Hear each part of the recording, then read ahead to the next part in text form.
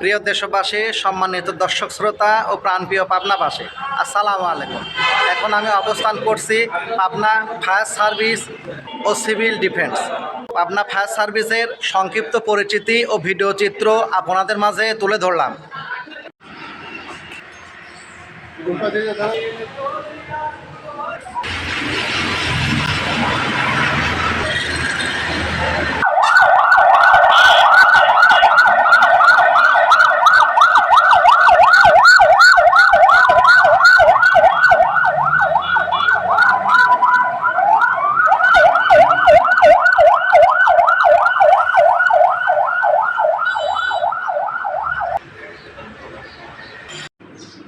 প্রিয় দেশবাসী, সম্মানিত দর্শক শ্রোতা, আসসালামু আলাইকুম।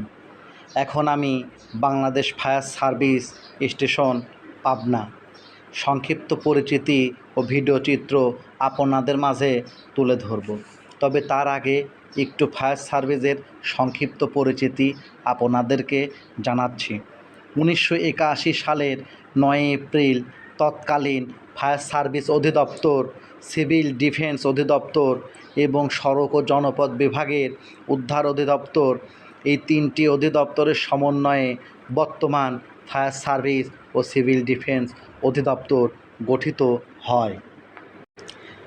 ফায়ার সার্ভিস ও সিভিল ডিফেন্স অধিদপ্তর বাংলাদেশ দমকল বাহিনী ও বেসামরিক প্রতিরক্ষা গণপ্রজাতন্ত্রী বাংলাদেশ সরকারের স্বরাষ্ট্র মন্ত্রণালয়ের অধীনস্থ একটি জরুরি সেবামূলক প্রতিষ্ঠান।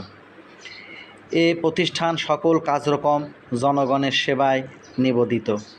প্রথম সাড়া প্রদানকারী সংস্থা হিসাবে এটি বিভাগের কর্মী, অগ্নি নির্বাপক, অগ্নি প্রতিরোধ, উদ্ধার, আহতদের প্রাথমিক চিকিৎসা প্রদান ও মুমূর্ষু রোগীদেরকে হাসপাতালে প্রেরণ ও দেশি বিদেশি ভিআইপিদের অগ্নি নিরাপত্তা প্রদান করে থাকে।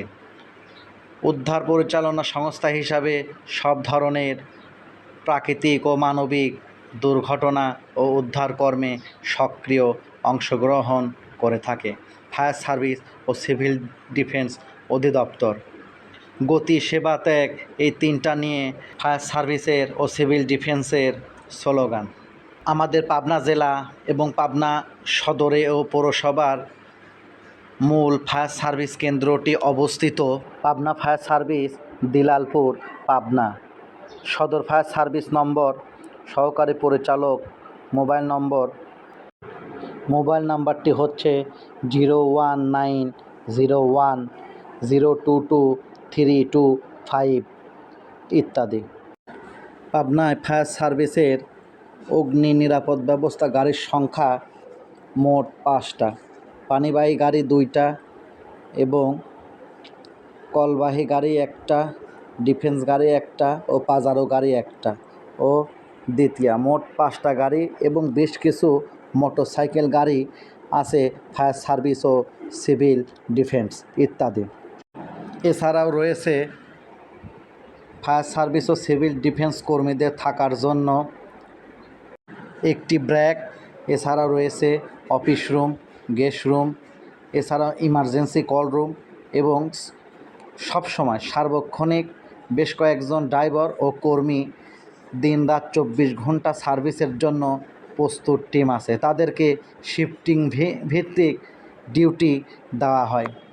তবে পাবনা ফায়ার সার্ভিসের ভিতরে অনেকে দেখেন নাই, ভিতরের দৃশ্যটি অত্যন্ত মনোরম এবং ভালো। রয়েছে তাদের একটি জুম্মার মসজিদ, এখানে স্থানীয় লোকজন সহ এলাকাবাসী সহ ডিফেন্সের কর্মীরা সালাত আদায় করে এবং পাশে একটি পুরাতন ভবন রয়েছে, ওখানে তাদের বিভিন্ন সরঞ্জাম, ডিফেন্সের সরঞ্জাম রাখা হয়েছে এবং তারা গতি, সেবা, ত্যাগ আসলে তিনটি, তারা সার্বক্ষণিক সময় প্রস্তুত থাকে।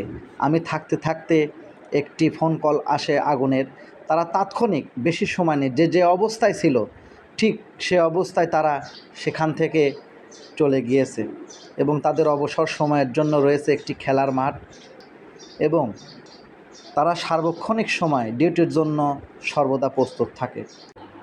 সংস্থার রূপরেখা একটু তুলে ধরলাম। গঠিত 1981 সালে, 43 বছর আগে।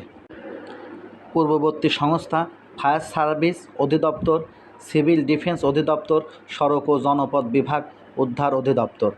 ধরন: অগ্নি নির্বাপন ও উদ্ধার পরিষেবা, যার এখতিয়ারভুক্ত গণপ্রজাতন্ত্রী বাংলাদেশ সরকার।